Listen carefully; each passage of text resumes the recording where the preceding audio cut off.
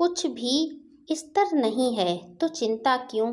गौतम बुद्ध की दृष्टि में जीवन का सत्य, श्री बस्ती की धरती, शांति वातावरण, संघन वृक्षों की छाया और बुद्ध का गंभीर वाणिज्य मौन। एक दिन एक वृद्ध व्यक्ति कांपते हुए चरणों से बुद्ध के पास आया। वह बहुत दुखी था।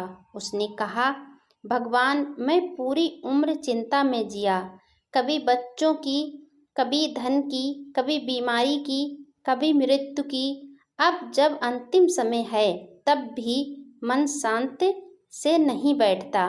मुझे समझाइए, क्या कोई ऐसा उपाय है जिसे मैं निश्चित हो सकूं। बुद्ध मुस्कुराए और बोले, तुम जिस चीज को पकड़ने की कोशिश करते रहे वह कभी तुम्हारी थी ही नहीं। संसार की कोई भी वस्तु स्थिर नहीं है, ना शरीर, ना संबंध, ना संपत्ति। फिर तुम चिंता किसके लिए करते हो। चिंता का मूल है मेरा और हमेशा का भ्रम। जब तुम जान जाते हो कि कुछ भी स्थिर नहीं है तब चिंता का कोई आधार नहीं रह जाता। उस दिन बुद्ध ने उस वृद्ध को और अपने शिष्यों को एक गहन उपदेश दिया।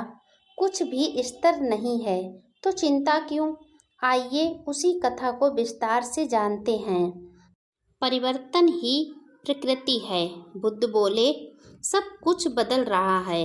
एक क्षण भी ऐसा नहीं जब कोई वस्तु, भावना, संबंध या विचार स्थिर हो। उन्होंने एक फूल को दिखाते हुए पूछा, क्या यह फूल कल भी ऐसा ही रहेगा।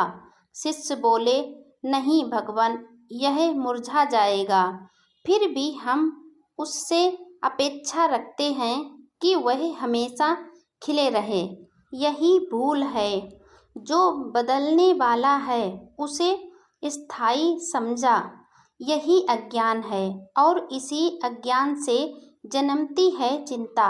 बुद्ध ने समझाया, जीवन नदी के समान है जो हर क्षण बह रही है।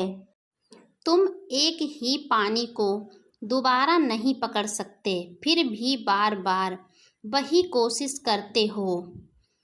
बुद्ध बोले, मनुष्य दो शब्दों में बंधा हुआ है, मेरा और मैं। यही दो शब्द उसकी सारी चिंताओं की जड़ हैं। उन्होंने कहा, तुम कहते हो मेरा घर, मेरी पत्नी, मेरा बेटा,